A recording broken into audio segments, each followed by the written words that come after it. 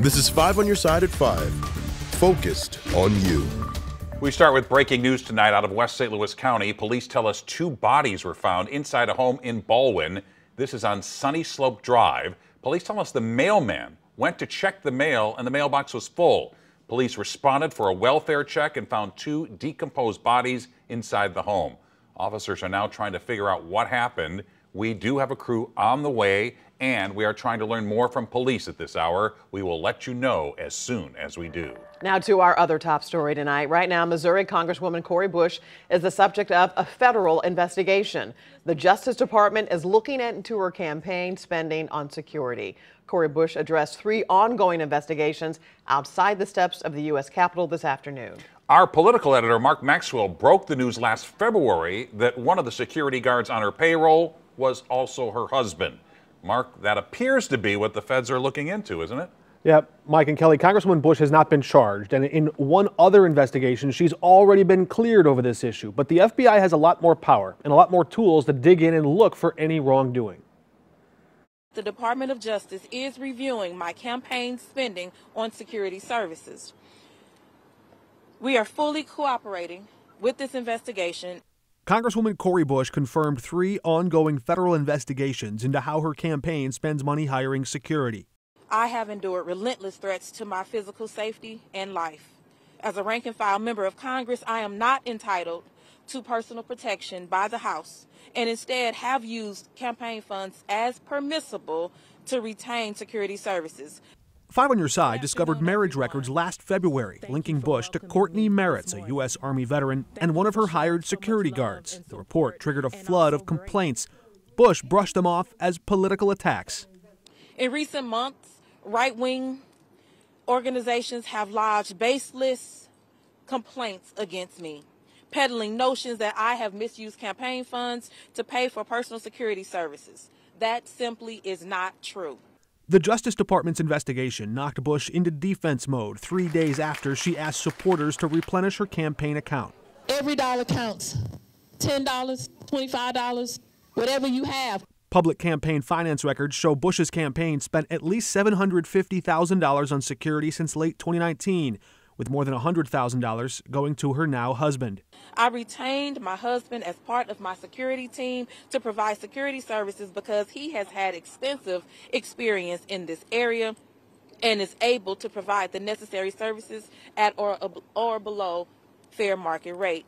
Federal election law bars politicians from using campaign funds for personal use, but the Federal Election Commission does allow members of Congress to pay family if they perform a bona fide service.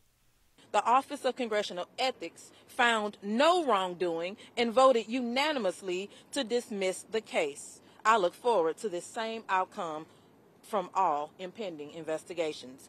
Whether or not she's ever charged, it goes without saying the timing of this disclosure could not be worse for Bush. While we learned the feds have issued subpoenas to her government staff in recent weeks, this news comes right as she's urging donors to pitch in her campaign, and this is the kind of news that might well give donors second thoughts. Thank you, Mark. Former President Trump is staying on Illinois' primary ballot. Today, the state's Board of Elections voted 8-0, saying they don't have the authority to remove him. There's been a push in several states to take him off the ballot. Some argue he is not eligible because of the January 6th riot. Under the 14th Amendment, people who engage in insurrection cannot hold public office. People can object to the Illinois Election Board's decision. They have to file a lawsuit within 5 days. Then the courts would handle it from there. Illinois' primary is March 19th. Well, the clouds return today, but more sunshine and warmer temperatures are on the way. Yes, I think a lot of people are happy with that. Gary Frank? Yeah, I know. I'll tell you what, this is a minor setback today. We're not starting another streak. This is our only streak. We'll still see clouds around over the next few days, but there's more sunshine than not. We can see it a little bit here, just that low, really nice sunset somewhere. We're just not really going to see it. There are parts of our area that can see it, but you look at our visible satellite imagery, and really on the Illinois side, it's very sunny. And as the sun sets on these clouds here, specifically from Columbia, you can see that back edge. Cuba, Rolla, areas to the south, no issue whatsoever. But temperatures right now, they're not all that warm. A front moved through and brought us back down into the 40s today. It's pretty much stayed steady at 41 with that northwest breeze. First time in a while we're talking about a wind chill. That's not something that we'll mention over the the next few days. This evening, temps in the upper 30s, not changing a whole lot now. Nice to see our 5:21 sunset, but this is just a minor setback. These brief clouds returning. We're staying dry and warming up into February. We're going to look at a tale of two halves of January, talk about that, where it lines up statistically and what we can expect for the first part of February just ahead. Gary, thanks. St. Louis County Police are investigating a shooting that left a teen dead. The victim is 16-year-old Isaiah Walker. Police say he was shot in the street last week on Halls Ferry Road. He died from his injuries over the weekend. Anyone with information is asked to call police.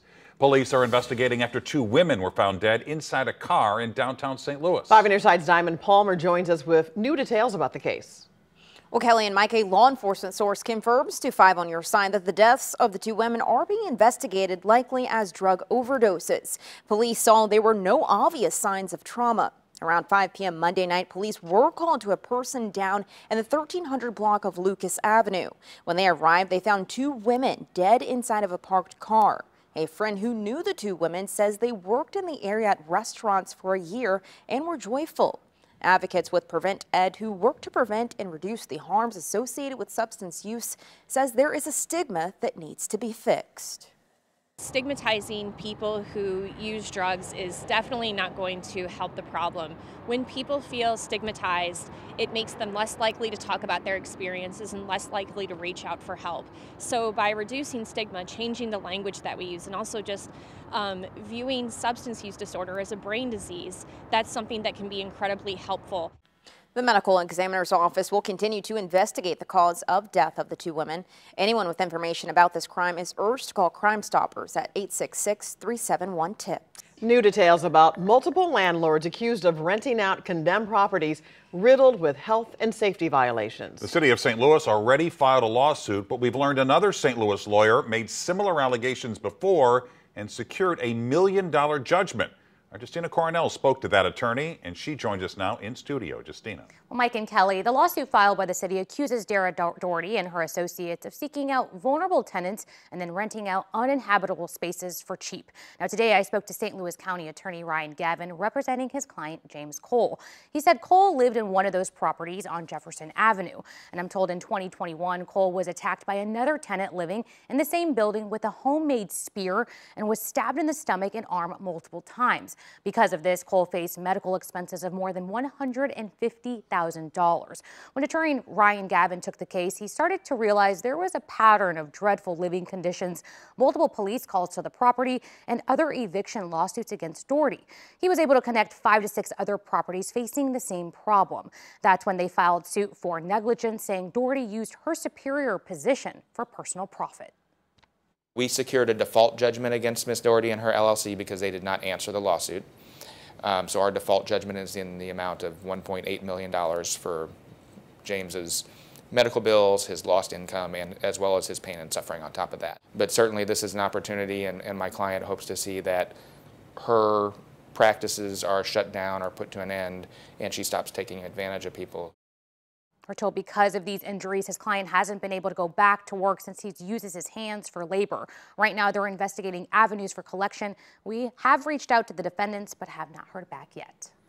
Impeachment articles against a cabinet member. Why some lawmakers want to oust the Secretary of Homeland Security. A battle against artificial intelligence. Tonight, lawmakers are taking action on the local and national level.